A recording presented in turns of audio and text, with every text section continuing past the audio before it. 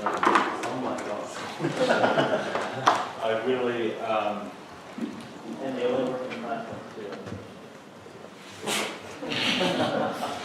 5.2 is just not happening. That's when you start getting into it. The problem is 5.4 has this different array syntax, and I was like, ooh, this is much easier. I'm going to use this everywhere. And so then going and unpicking that in the code is. Is it 5 or 6? Sorry? 5 or 6? Yeah, but with some regular expressions, because of course it's also a character syntax for array keys, so.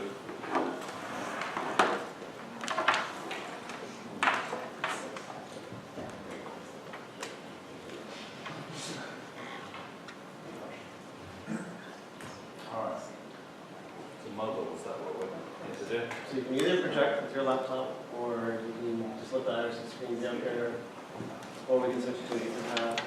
You know what I'm going to do is I'm going to hijack this laptop. This laptop is That's fine. Mind if I hijack it? Sure. Okay, and that way I can just run what I'm doing in tab. Yeah. Because what I want to submit for discussion. Or even in like a new window, so that you can see that one with your IRC tab.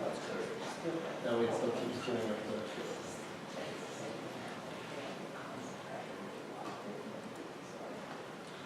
So, we know that in general, people use mobile devices more than half the time to access the internet. Are we starting the session recording, Eric? Yes, that's on. Okay, sweet.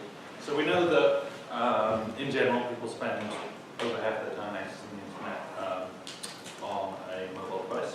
I know that specifically for me, that is absolutely true. And rather than have to build apps or build a separate mobile interface, I decided to build a responsive interface. Now, for the case where I'm just logged in and I'm creating content, that works pretty well. You can sort of see how this would work on a phone. So you've got these big touchable buttons. I jab a button with my finger. I've got something that I can jab with my finger and we'll do all my mobile device. All well and good for those use cases. There are two. The problem is when you start to do other things with a mobile device. And so, if I am, let's say I'm trying to search, I've got this menu that then scrolls down, and that's ugly as hell. I've got, this is, I use Bootstrap to help me with the responsive interface. And what we have here is, on a top menu bar, this would be my face followed by settings, followed by site configuration, followed by the heart, followed by the sign out, just in one line, which you can sort of see. There's another issue with the responsive. You can see it there. But on mobile, you get one per line, and that's gross. It gets worse when I decide that I want to filter content and just see my photos. You get this whole shebang. And then, just to make matters even worse, let's configure my site. and okay, we have some CSS issues here as well, because for some reason we've got some fixed pixel inputs.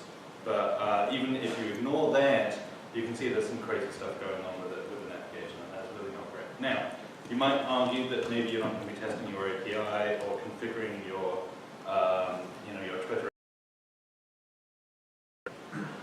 And I think this stretches to the general case.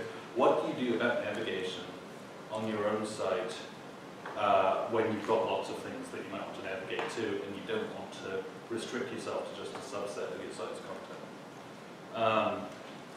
And so one of our solutions, that we've been talking about a lot, has been to move all of this from this kind of slide down menu to actually having more of a slide left menu, and actually making hiding everything involved in navigation to the left. So you can kind of swipe, you get all of the contextual options where you can move around, swipe back, and you're good to go. That's one option. It still doesn't solve the fact that you've got a gazillion navigation items there. And it doesn't solve, the issues that you typically have with sort of accordion navigation, where, it's easy to get lost, the context is not necessarily obvious. And there's, an added issue that everybody's mobile browser is different, you've got different resolutions. You need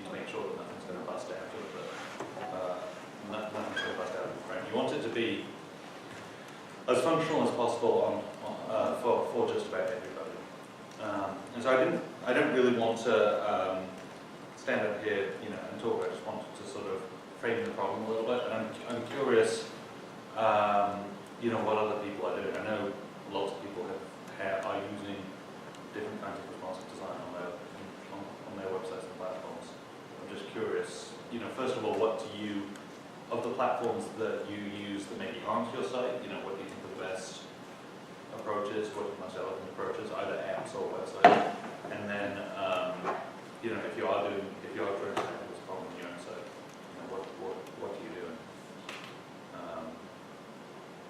So, I guess to throw it out, the first thing to ask is anybody else on something other than using responsive design to allow you to post from mobile?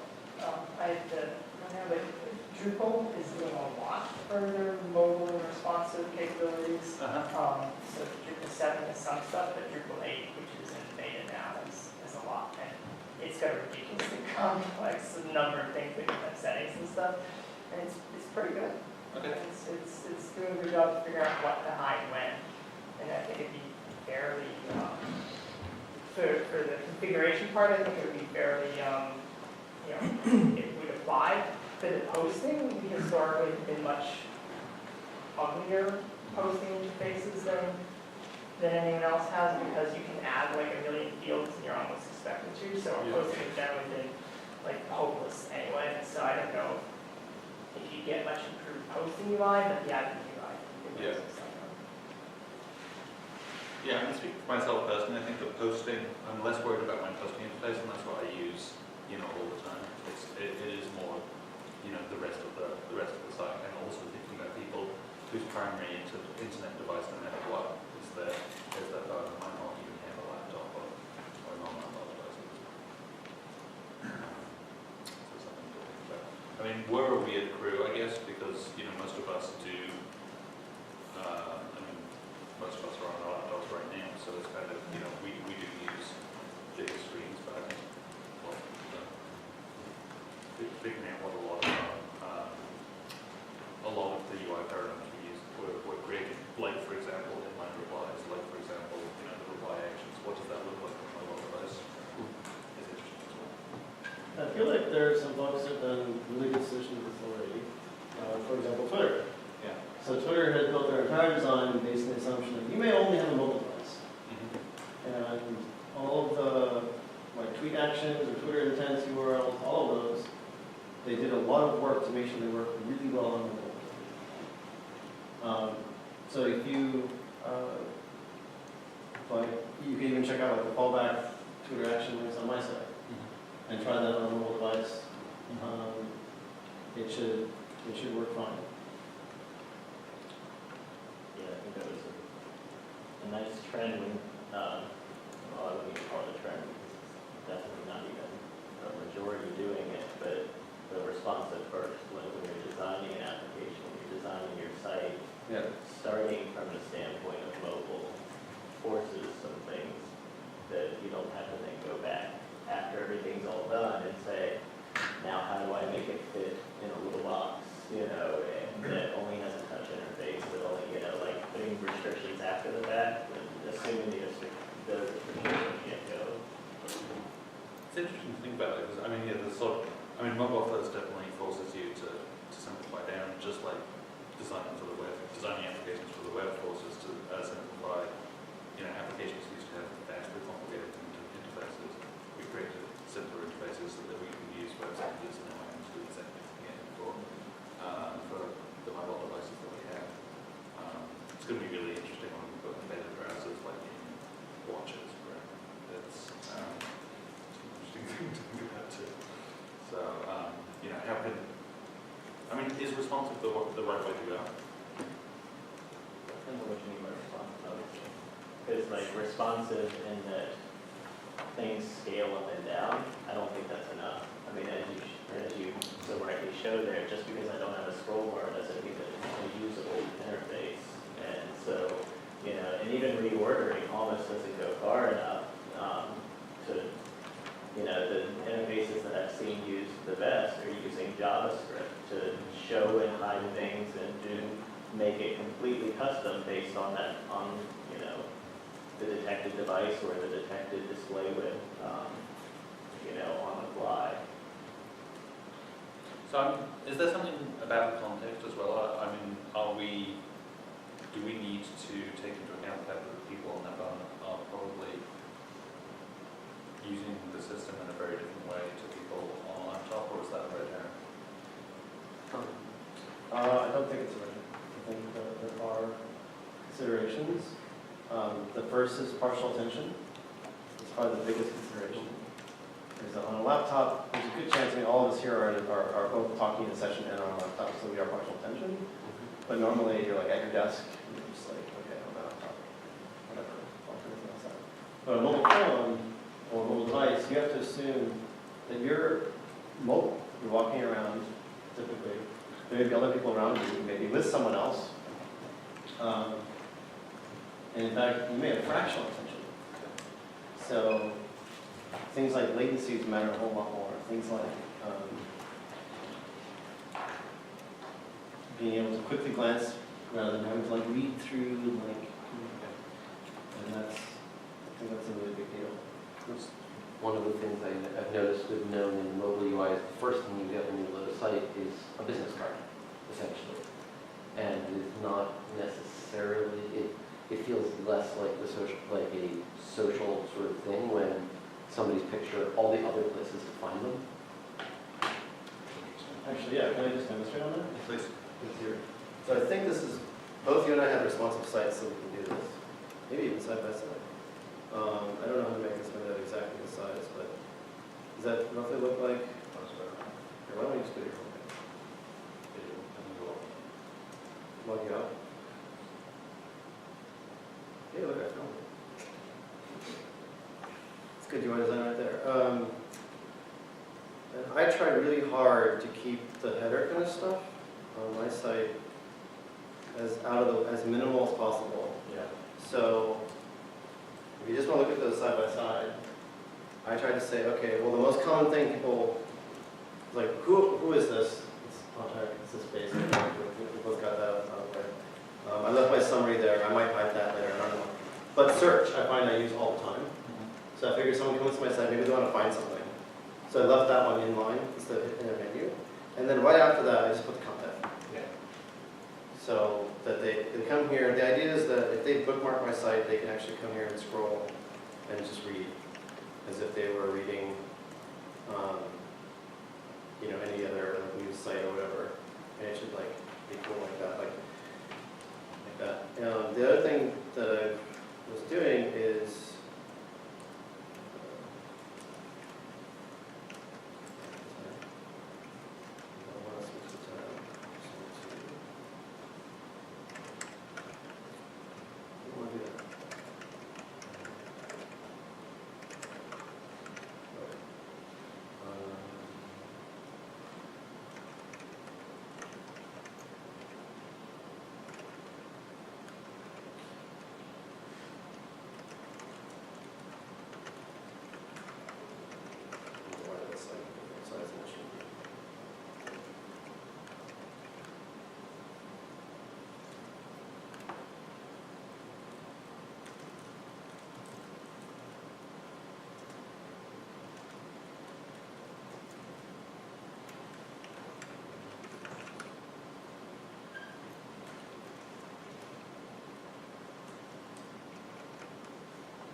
so my goal is to actually have that be the header of my site.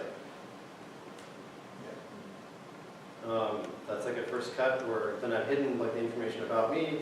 I'm thinking I would just put in a little pop-up. If you click on my name or face, it'd be like, oh, here's a bigger description. So like where you have like, hi, I'm behind that there.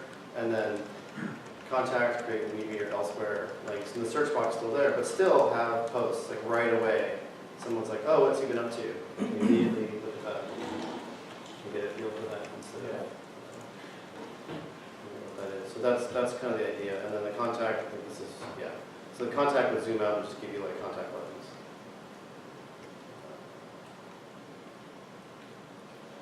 It's interesting that you called it a business code. Well, Yeah. And So that was, I think, what was going through my head when I originally designed it that way, was that you would go to someone, you know, if someone was coming to my site, I think, I was like, oh, I really want them to know who I am. Sure, but, I mean, and I think it's wrong. well, but it's also who I am is not as much the business. Exactly, yeah. But it could be something as trivial as auto scroll to below that Yeah. in the mobile UI.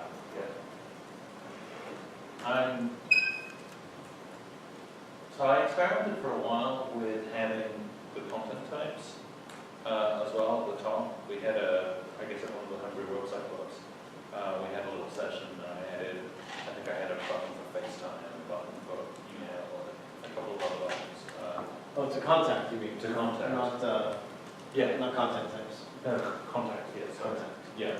At the top, and I guess in this theme, I've removed them because it was going to be abused. I sort of mentioned that, but I think it's a cool idea to actually just have that one click access to get in touch with you. You've done a lot of work on, just thinking about. But even along your experience, Yeah. this is a design I'm moving towards, which is hiding behind Yeah. a little, like, a notification like that. Yeah. So that you have to actually intentionally want to contact me and then be like, oh, I do want to contact him, and then do something there. Yeah. As opposed to cluttering up the UI by default. Yeah. Yeah. Where it's like, you've already got like your email and phone number there, which I presume are clickable. Yeah. But they are also links, right? And it's kind of they're not actually as obvious as those. It's so that's another. I mean, that's another contextual information design problem.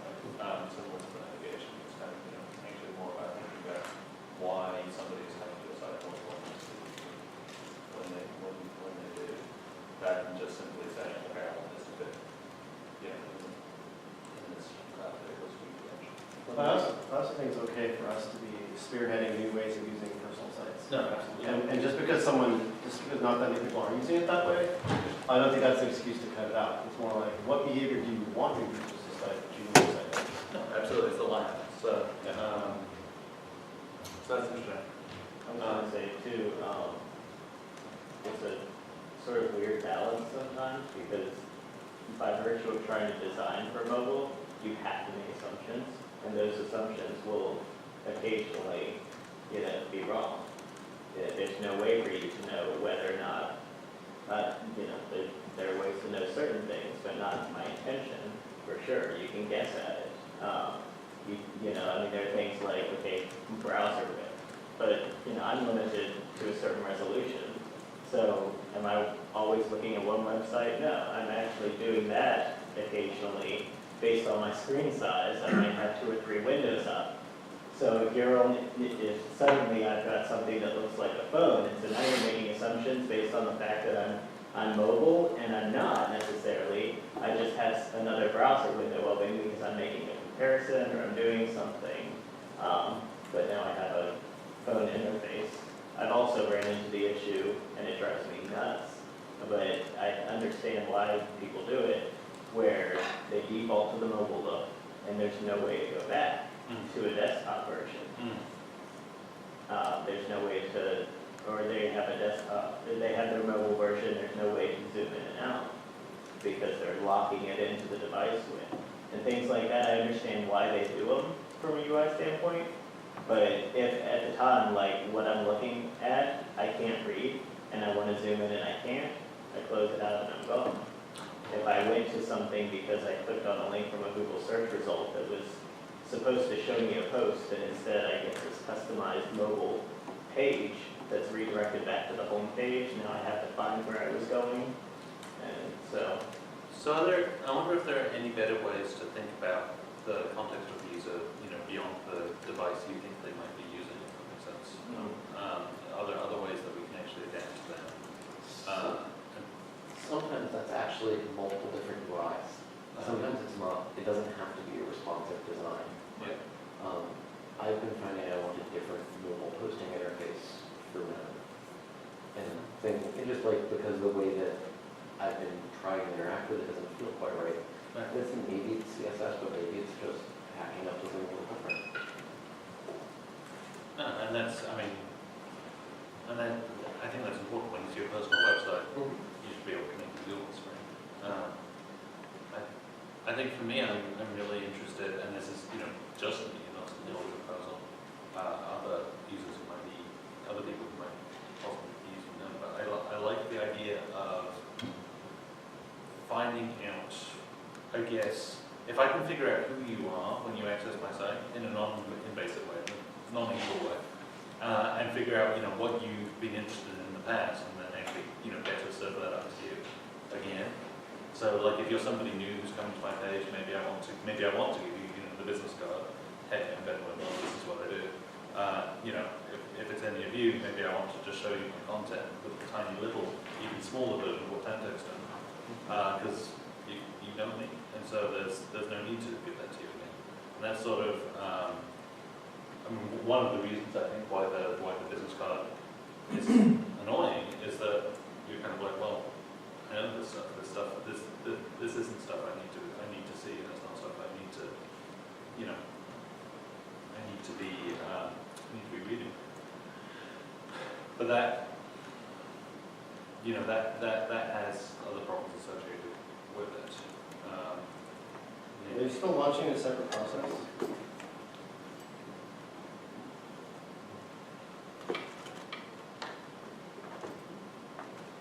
Sorry? Are you still launching a separate process if someone goes to your site? Yeah, you are. Okay. I found that that's just slow enough that I do it less often. The home screen, the web app. The web app standalone versus launching it in Safari. I didn't do it because on iOS they don't show you URLs and that app running in the web. Yeah. And then it shows you It also, until the current OS traffic didn't get you Minecraft. So now it's going to be slower. Yeah, but so the latest version of iOS 8 solves that. Total aside, it broke a whole bunch of other things in the browser. So there were a whole bunch of people one day who were like, well, photo uploading just broke. And we were like, oh no, we broke photo uploading. And no, Apple broke photo uploading. There was an entire release of iOS 8 where you couldn't upload photos in Safari. So Well, the file input broke. yeah. More than that, like iOS 8 launched with the file input non-functional. Yeah. Well, because To be clear, like it was that level of issue. but yeah. Yeah. Why still at 6?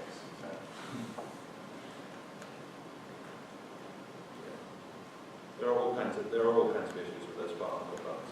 I think they're an afterthought because actually in iOS you can only upload photos. That's right from those inputs. That's pretty much all you can grab. And in Android it's the other way around. They want you to be able to grab any kind of file, so they make it really hard for you to find your photo gallery. So it's no one's quite got it right yet. Which is, that's another mobile issue. And so we wanted to have, we've got the file, the photo uploader, and it launches your camera, and that's all nice and good. We wanted to do the same thing with an audio uploader. And what we discovered was, the photo uploader, it's just a file input. Select a photo, we'll grab it, on this, we'll just open a file. Dialogue. With audio, it'll be the same, but on iOS there's absolutely nothing you can possibly grab, because you can't save audio files to the general file system. On Android, it was really interesting. In Chrome, it would upload the file, but it would omit the file extension and all information that's sent about the file. In Firefox, it worked great, which is nice. If you tried to use the HTML5 media extensions to actually record audio in the web page, virtually everything would crash completely, which was nice. Most of that's been fixed now, but when we first started, that's how that would work.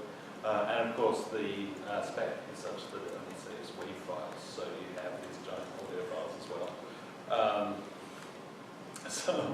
And have to have FFmpeg on the back end. So there's all these extra issues with dealing, creating fully functional mobile interface, if you want to handle kinds of different media, it feels, a lot of the browser features really feel like they've been implemented as an afterthought on mobile, which is true. So I know you're fairly ahead on the implementation front in terms of like posting UI and mobile and all that. But one thing I feel like I struggle with, even with mobile apps, my mobile sites, is time to typing. And what I mean by that is when I launch the home screen shortcut or whatever to a posting UI, Yeah. the time to where I can actually start typing into the text box, text entry, is too long. Yeah. And that's annoying as hell, because in mobile, I don't have time. Like, I don't have time to like wait while it's like showing me a splash screen or whatever the heck it's doing while it's like booting itself up, loading all its libraries, loading all this, that, the other, graphics, JavaScript, nonsense. Like, no. It's like as fast as possible. I mean, if you've seen Jeremy Keith's interface, which we have to open a separate window, just go to IndieWebCamp.com/create. I will almost certainly make something very similar to his in the bottom, I think. Yeah. Where it keeps scrolling, I think. Yeah. What's this? Actually, look at the picture. Look at the photo. Nope, go back. Oh, the photo. Yeah, and if you look at the second window, you can actually see his posting UI. It says share what you think or whatever, Yeah. and then the rest of his posts are right underneath that. That's what I'm looking to implement as well. So I literally just launch my site. If I'm already 50 people logged in, boom, I can start typing something right away. So one of the things, And that's something I think is really important on mobile. It's like time to typing. Yeah. It's like, oh, I saw something, I want to make a note. So we have this thing where we're separating out the content types right now, so Yeah. the Tumblr stuff. And we've been talking a lot about wiping that and just having a box. And then intelligently guessing from there what kind of content it is. So That's a great idea. are you posting a check-in, are you posting a photo, and all of this. And that could be interesting. The complete opposite of what you just said is this bastard, which is the WYSIWYG editor Oh, man. that we have on posts. And I want to burn it in a fire, possibly several fires, for all kinds of reasons. One of the most important reasons is that it actually it screws up JavaScript a bit. So people who are wanting to embed, for example, a tweet, it's a real problem for them. It will actually merely post an empty post if they have sweet JavaScript, and that turns out to be true for a lot of the WYSIWYG HTML editors, which is very upsetting. Obviously, it upsets users because they don't know why it's happening. It upsets me, and I do know why it's happening. The reason why we have this in known is because obviously people don't know HTML, and we don't want to force them to know HTML. And it's kind of, but it's bad. It's just a bad interface. It's bad on mobile, it's bad on the desktop. And it really does get in the way at times to type because you are, first of all, you've got to find the text box kind of in all this mess. Yeah. But then if you want to do anything with it, you've then got to, mess around with this sort of word style interface, which is no good at all. So I don't have a solution to that. I'm just saying that's a thing. Been experimenting a little bit with medium style editors. You just type and maybe you can select some text if you want to add italics or whatever. The problem there is that you've got to know to select text, and selecting text in itself on mobile is a horrific endeavor. So. Yeah. So there's no great solution. Maybe it is, for example, on mobile in particular, we just kill the editor. I tempted to think we should kill the editor full stop, but that's not the Does issue. anyone actually do WYSIWYG on a mobile? It happens. You got to remember that the mobile also, mobile also includes like an iPad mini, and we've definitely talked to a lot of people who are doing that, who are writing full blog posts on an iPad mini, where they're sitting there on Bart or whatever on the train, and they're, spending half an hour But working. they're not that many, it's like 1024 by 768. I mean, there's a difference between, I'm on a phone, so you can make the assumption that if I want to edit something, it's a quick status update versus a long form post with Yeah. images and text and alignment. Does the alignment even matter when you had a couple hundred pixels width? Yeah, you're not gonna see it. You're not going to see it to even be able to preview what that might look like to people. I think the touch target is an issue, Yeah. rather than the resolution. So like, if your finger is taller than the line of text, don't depend on anything that has to do with selection. It's just too clumsy to try to select text. It's a huge pain. So that's another thing, yeah. Partridge says is welcoming critique of his normal. You want to pull that up? Yeah. See if you can remember how to. There we go. Okay, make it narrower. As narrow as the other ones. We make it side by side. Let's see. Hit yours, I'm sorry. It's okay. Back. Yeah, you can put another tab since that's the. Yeah. I'll use your actual future. Yep. Okay, so here's another one. So again, it's a different kind of business card, it's got a description on top. Yeah, so here's a longer description. But it's articles. It's pretty though. You can look at mine too. I can send on one screen. Not that many on this resolution. It's pretty good though. Oops. Go to target files itself. Okay.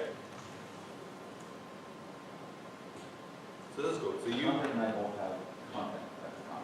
Yeah. Like notes. No. Yeah, and we don't even have to put a heading. We just say, boom, here it is. Yeah. And I think that's a pretty. I feel pretty strongly about that decision. The other decision I made was to totally minimize the margins.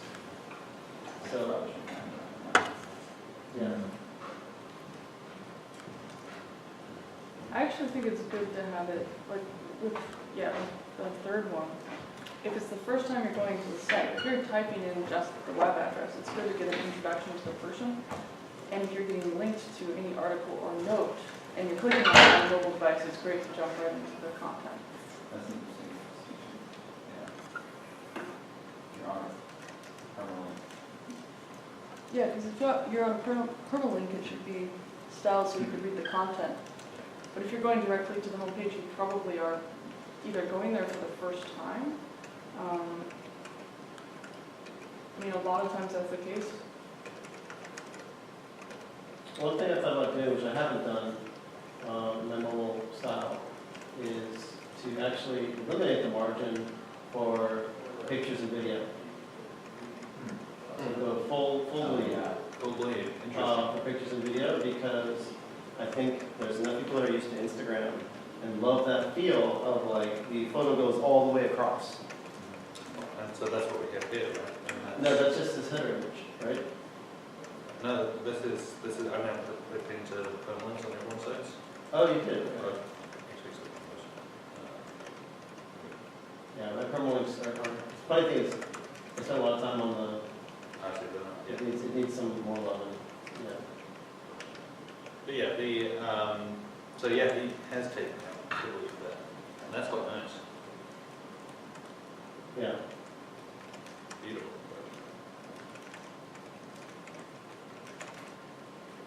Especially with a lot of mobile devices that have now like the black piece of frame around the display, which gives you almost a light box kind of effect on the photo if you go full bleed with the photo on the screen.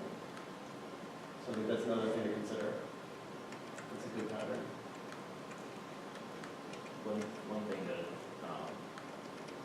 think about, and I don't know that there's any creative way to get at it, is I mean, obviously some of the struggle is how far can you push a web app before you start looking at all those great things that you could do if it were an actual app. And example of that, and especially as users become accustomed to that functionality, it's built into the phone. I know I can do this, why can't I do that with that? And so sharing across apps now is another iOS 8 feature. And that's one where like, my God, like if you could open up your Photos app, tap on the photo and click share to your site and have it post and never have to open up, your actual website to do that, that'd be great. But you have to write an app to do that. They won't give you access as far as I can tell.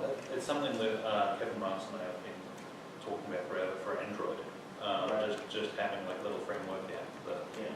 pushes to a generic shell that can be used with any. They've had that function on for. Yeah, for ages. And it's great, and that's why I switched to Android, was literally because of that functionality. So hopefully, I'm now thinking about going back to iOS because I like that basically. It would almost be great if you had a shell app that was nothing more than it added a UI to the settings of your phone with a link to a URL. And it was shared to the URL with specific parameters. Like just a custom thing like that. And other than that, you wouldn't need an interface because for each person, it could be customized in an IndieWeb way to push that stuff then to your site from any application that you were in that it could register with. Well, you already have the Web Plus Action Handler solves that piece of the problem. Just need an app that would take that, pull that down. Does that work on mobile? No, you can't. Look The mobile browser support it? Firefox does. You can register handling any arbitrary URL scheme. I suppose if Firefox mobile does, then Chrome will probably follow up and probably eventually Safari. Right. Safari might need to do it. So just like now, on your sites, you guys register protocol handlers to handle Web Plus Action, and then you handle replies and reposts and favorites and all that. That's the way to hook into any kind of OS level sharing. So there are a few other things that only apps can do right now. There's like if you're at any point when you're uploading media. So right now, like if you upload a photo using Instagram, it's going to resample your photo down before it attempts to upload it. But one of the issues that we've had is people are uploading photos, and of course the cameras get better and better and better, and as a result, file sizes get bigger and bigger and bigger. And so people are complaining, about long upload times because each photo is 10 megabytes, and they're on not necessarily on a great network. The same goes for, God help you if you want to try uploading video to a web app from a mobile device. It's just actually not going to work. Or it's going to take forever. The audio problem comes back again. And all of those are things that I think the web platform should handle. I want to do that on the web. I don't want to build an app, but right now it's not something that's possible, and that's an issue because people don't just communicate in text. And I think if you're going to build something, people have done lots of great work about transmitting and downloading all of these media types, but the uploading of them, still doesn't recognize the network context that most people bring.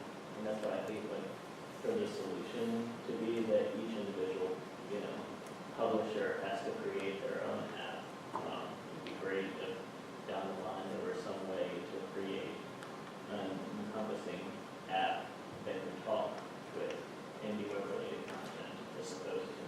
So theoretically, that should be possible with like IndieWeb and Microsoft and those kinds of things. And Rare, that's being able to hook, if one was to build a native app that hooked into those protocols, potentially you could do all of those things. Yeah, I have any of that, like, Yeah, so you could even register your app in the old, that's a protocol. yeah, exactly. So you could handle, you could sample down the photos, you could sample down the video before posting. And maybe that's something that we as a community should start to think about, actually building, for those situations where browsers handle themselves. I definitely have mixed feelings about that phone upload case. On the one hand, I think that there's something incredibly empowering being able to just, being able to upload the full fidelity of the photo you took to your server and therefore sort of like have some more control and ownership of your data. It's funny, I thought that's where you were gonna go first. When you were talking about the limitation, I thought you were going to say that the limitation was that they downsample it, and you wish it would be the full one, because So- that's my, like, On the other hand, that. I'm torn because of like responsivity. Like I want Sure. the photo upload to happen like this. Well, and the other thing to keep in mind is the offline use case. Like, you're offline, when you post a photo, you can't use the browser with it. You can use Instagram to do it, because Instagram will give you the little, didn't post it, hit the retry button. No, you can't. And here's why. Because when you launch like 3 other apps because you're bored of waiting for Instagram to do something, come back to Instagram, it restarts, all of that state is lost. No, I'm talking about if you're offline, you can take a picture, you Yep. can hit post. Yep. You can go in and it sits there with a little, has a little short thing. And then you're bored, and you switch to 3 other apps, and the operating system quits Instagram. It doesn't say that. No. Okay, it's Instagram button, you can't. No, all apps have this problem. No, you can do I that. challenge you to find a mobile app that when force quit by the OS, Sure, they all do it wrong, but the point is you can do it right, you can store the photo on this. And maybe you can't, that's why no one does it. you can, like, I can write an app and like, wow, it take too long. Yes. I can write an app that do that, like, this is not a technical, this is, they all did it. You can't do that, right? I guess having not written a native app like that, Like, based on the fact that no one's done it, I So, would assume that I there's think some. this is GPS data. I have a mail client that you can compose mail while offline, and if it can't connect, it will save it locally and retry I later. do That GPS. totally works. I guarantee you I 100%. think mail is the one exception. But there's no difference no, between sorry. mail and anything I'll else. say, I actually do this with GPS data. Okay. Like, my phone can have no internet, it writes GPS data to this, when it comes back online, it'll send it. Like, the app can be forced click, whatever, like, same thing. So, and slow It's like, internet. because there is no another- system on there, that's the point. The app has that system up.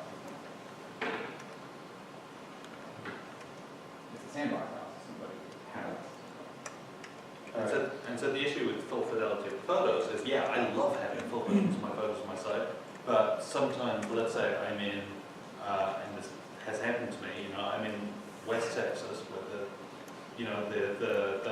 it's beautiful, I want to take photos, I want to upload photos from where I am. The network connectivity sucks. And, maybe I want to come back later when I'm on a Wi-Fi connection and post my full fidelity photo. But I'd love to show people where I am right now, and it's just not going to happen. We certainly get lots of complaints from people saying, hey, your photo uploads are really slow, because they're not actually used to uploading photos from a mobile device. They also, data caps, they might not be expecting half of their data to go over when they go on vacation, and they posted a couple photos, and someone's like, well, no way, if I, a gig of stuff, and because like you just said, full fidelity is, each photo itself is becoming larger and larger, Yeah. multiply that by a handful of photos, and So- suddenly you're talking. There is some web API work that Mozilla's doing for web apps to be able to say, what kind of network connection am I on? Am I on a fast connection? Am I on a data metered connection or not? And then be nice accordingly. Because that kind of information is like soft enough, like it doesn't really reveal that much about your privacy or whatever, that the utility trade-off may be good enough. I think they're still working out the security model on that, but it would be great if your website could be like, oh, he's on a super fast Wi-Fi, slam that high-res photo through right now, boom, and then like put all the processing on the server. Or, ooh, it's like a data meter thing, we better like downsample this photo really down before uploading it, and then queue the large photo for upload when there's Wi-Fi connection. And Instagram also does something else clever on top of all of this. As soon as you take that picture, it starts pushing up, and that's why filters are initially so limited. It's because it's doing the filter on the server as well. Yeah. And so it doesn't start uploading when you hit done. It starts when you hit click. Yeah, so sometimes it can be totally instantaneous that it's on the stream. Speaking of Firefox, Firefox OS must have solved some of these problems, I would have thought. So it's interesting to think about that. Yeah, with web APIs. And one at a time, they're like moving them from Firefox OS to Firefox Mobile to desktop. Which is cool. It's like this, flow that's happening. Yeah. So there's a lot to be said for harnessing those methods that become available and roll them in. I mean, it's an opportunity for you guys, especially. So that at least you can be like, well, if you're running, you know, if you're on, I don't know what percentage of your users use Android versus iOS, but if they're on Android, you can be like, hey, there's an even better known experience on mobile here, Yeah. because it does these things. No, and that's, I think that's one of the play with things, you know, I love playing with, you know, the Firefox APIs. And you have enough early adopters that there's a good chance they have a high-powered Android. Yes. Yeah. Can you load the Firefox, or you're talking about, I mean, that's OS level, right? So you have to reload your phone with that OS. And Firefox for Android as well. So that's what I was saying, is that like, yes, it's initially on Firefox OS, but then anything that seems to work really well there quickly gets turned over to, and like moved to Firefox for Android, like within a release. Like very, very rapidly. Because of these kinds of benefits. And also because then if someone's building an app that like works on Firefox for Android, turning it into a Firefox OS app is trivial. That flow is really easy too. There's incentive to push it. I think it's going to start getting interesting, and the other thing that's going to start getting interesting is, I know when I'm, and Aaron will tell you, I do this a lot. I'll pick up my phone, like idly check my social screens, and you know, just like while we're in transit or you know something else is going on. And at the point where we have either you know a standalone IndieWeb reader or something, you know, like what Barnaby's built or the you know or something known or whatever, it's got to be as responsive as that. I would have thought for most of our use cases, where we're kind of sitting around and kind of seeing what's going on. And we've got the opportunity at that point because we own the platform to do more in the way of, hey, let's find posts that are coming around in you, or let's find posts from some groups of people, or whatever we want the algorithm to be. But speed there is going to be huge, and I'm very sorry that I missed the last session in my replying as well, because Exactly what I was just about to say. That's where it becomes so critical. I mean, it's nice on a website, but opening up a new tab and pulling up my site or having it pop up in a new thing, but inconvenience, yes, on the phone. Like, you're more hardcore than I could ever be, because I had to give up on posting to note for mobile when I was in Twitter. Because it was just like, I mean, in order for me to read and respond, mostly for responses, I can publish, you know, what I wanted to say, but for responding to other folks, like, I'm in a client, I'm reading them, and I want to respond. You don't even have a URL. What's that? You don't even have a URL. Tweetbot does, and so I can Oh, get, okay. yeah, but I have to tap on it, click a gear icon and say show details. On the show details, I have to tap another icon and say copy link to URL. Now I have to hit the home button, open up a browser, go to my site, or do the home app thing, and then, you know, paste in that URL as a reply to that person. There was just no way. I actually do something terrible. How many steps is that? So when I'm replying to people on my own site, I'd love to know actually how everyone else does it on mobile, but when I'm replying to someone on my own site on mobile, I will take the tweet, in particular if I'm replying to someone on Twitter, I will take the tweet, I will share it to my email. In that email, I will cut the URL out, and then I'll plug it into the reply box, which is obviously mental. So, you know, that's terrible. And the bookmarklets don't really work on mobile. I mean, you can do them, but the interface to actually have them is horrific. Do you have post via email? There is actually a post via email plugin. That would be a simpler way I to don't do know it. if it supports the mentioned replies or not. No, but then you just like share the email, write your reply, hit send. The post to email plugin should be able to figure everything out and then post the reply and send it to the delivery.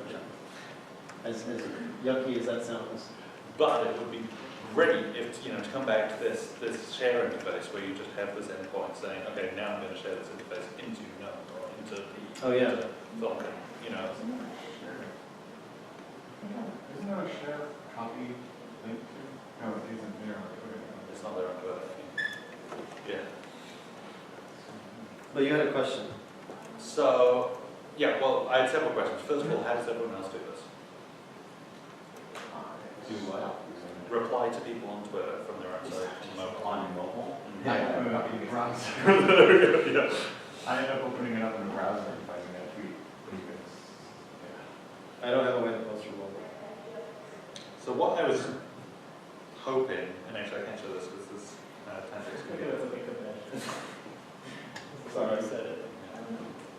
But I've got this integration on in Firefox, where, and I'm not, this is your computer, so I'm not going to do it, but you know, when I'm replying to something on Twitter and so on, I've got a little button on the desktop that just makes me, you know, and I can just type it on.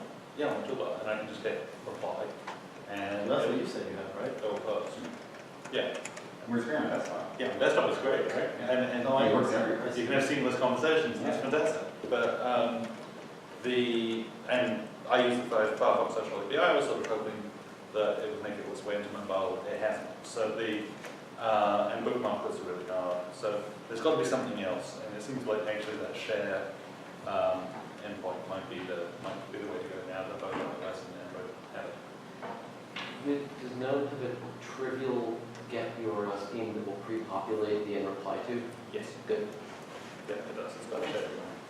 That's what the bookmarklet uses. Okay. Actually, both the bookmarklet and the Firefox integration. Okay. Yeah, and it would be nice if there was just like a generic thing that you could use. I mean, actually, it would just be a useful app in itself if you could just have, you know, if it could be an action in an app and you can configure, you know, what the share is and just add new items, that would be sort of handy. I'm not sure if Apple would approve it, but it would be nice to have.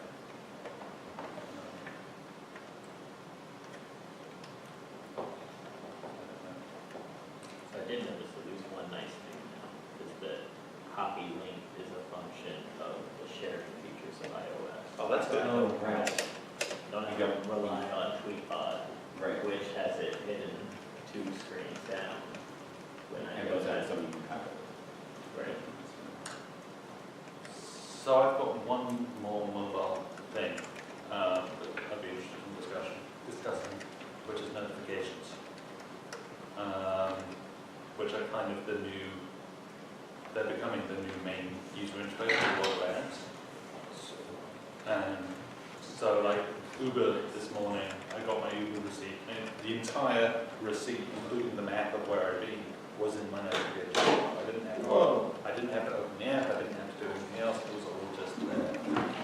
And different browsers, I mean there are web notifications, different browsers handle them differently. Firefox does them brilliantly, Chrome on Android does them, I don't think Safari doesn't at all. And I don't know again if this is where some kind of app share might be useful. Does anyone actually use mobile? Actually, I'm particularly interested in your use case because you've got rid of all your phones and all of this. I mean, do you use notifications? Is that the user interface for you? I do very minimally. I would, like, assuming I get all the web engine stuff hooked up, I wouldn't mind seeing notifications of comments on my stuff, because I would like to read them and reply, or read them and block spam registered users before it shows up on my site later for too long. So that would be the use case for me, is specifically comments. So there's kind of two kinds of, well, I think there's sort of 3 layers of notification that at least iOS has kind of pioneered, it seems, which is the first layer is blowing up your phone, let's call it that, where like it makes noise. Pay attention to me, this is important. So text message, for example, does that. The second version is it actually wakes up your phone and then shows itself on the lock screen, but it doesn't make any noise. So if you have your phone like set aside and it's dark and it like whoop, wakes up, maybe that catches your phone on your eye, like, oh, what happened? Better check that. And then the third and final version, nothing happens until you actually drag down this little notifications queue thing, Yeah. where they get stacked up in some scrolling thing. And that 3-level approach I actually find to be kind of handy. Because then I can prioritize, like, is it something urgent I need to reply to right away? Very, very few things go there. Yeah. Is it something that I wouldn't mind being distracted by it. Like if it lights up, I'd be like, oh, I should go check that out. But I'm not freaking out because it's an emergency. Everything else can go in the queue of things that can just sit there for me to, when I feel like I'm at a stopping point in my current task or whatever, then I can go check my mobile notifications queue. Yeah, so I don't know what the terms are for those three. Do you guys, like Apple has their own weird terms for it, but I kind of think of it as like, there's Yeah, and some phones, of course, have the light notifications as well still. the light. Yeah, so you and some Android phones have configurable color. Oh, yeah. Yeah. Or pattern. Or pattern. Yeah, iOS is like alert, banner. You can do light on the iPhone if you enable sensibility. And light can pop notifications. What? The flash. Really? Yeah. It's really weird when I see that happen. So you could even turn your phone upside down It's really bright. and then like, is it configurable in color? No. Oh, no. It's not colored. But it's an LED, right? It's just two white LEDs. Oh, That's why they don't You're right. Like on it. Have you all, has anyone particularly looked at pushover.net? I use the other one. Yeah, I guess there's a couple solutions. Which one? Box. Boxcar. There it is. I haven't set up to my. Pushover.net seems to have a lot of support behind it for existing services. I guess Boxcar. Boxcar does too. Yeah, so. Boxcar is right now subscribed to my RSS feed of mentions. So anytime anybody mentions me, I update my mentions feed and then Boxcar sends me a push. So there are ways, now it's fun, now I saw with pushover, it's also a free app, but there's a paid upgrade when Boxcar is there as well. Do you know?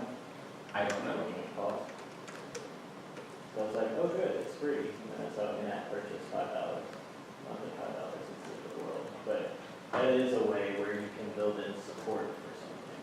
So like, pushover has a full messaging API. And so you build in support and say, none supports pushover, as an application. And then you get notifications from a web app that way. Sort of a workaround, but it has to be without any of that. So Boxcar, you're going to pay if you get more than 200 notifications a month, even if you're personal use. For people like me, it's also 100, up to 100 devices. This one I didn't dig in and see if they had limits on the number of notifications too. So let's see if we can beat it. So pushover costs $5, and then You can see this many notifications. you don't. Yeah. So it's a completely different one. I guess because Boxcar is a platform that people have already enjoyed their apps.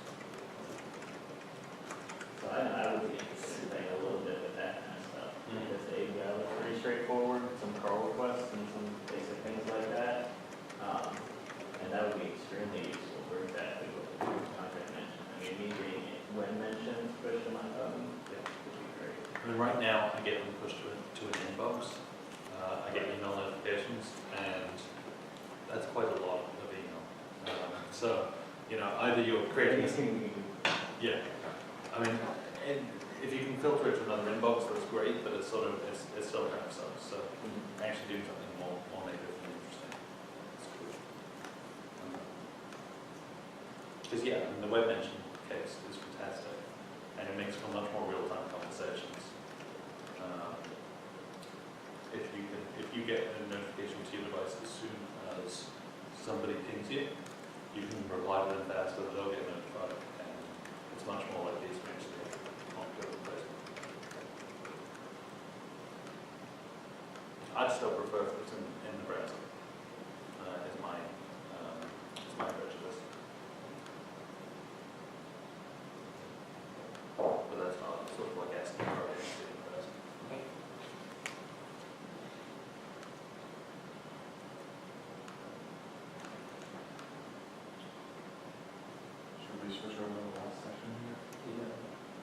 So I tried to take some notes about this in the IndieWebCamp. I think Kartik has been in there too. So if anyone has any private notes they've been taking, or if there's notes been taken at RC, please drop a link into the.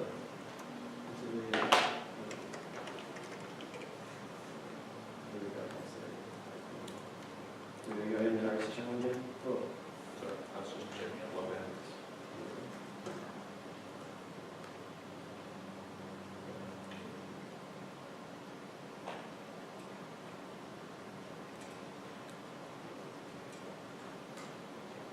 And so then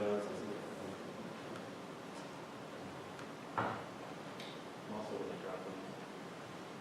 Maybe some improvements in the conversation before this one, but I think it's useful. It's just looking at the pushover stuff, and they include links to the native supported URL handlers for both iOS and Android, which applications will look at what handlers natively by default. That's cool. And of course, pushover says, you know, you want your app to work across, you know, everything, so don't use any custom ones. For your personal site, not as big a deal, but you know, the notifications you could assume are coming to you. You're the one doing the pushover, so you could say, you know, within your API script, you know, when you get a mention support, I want it to open up this application. If that application supports it. So application-specific URL handlers work. They don't recommend it, but there's a reason, you know, for you to want to open a different application. That does work. That'd be fun to play with. Yeah.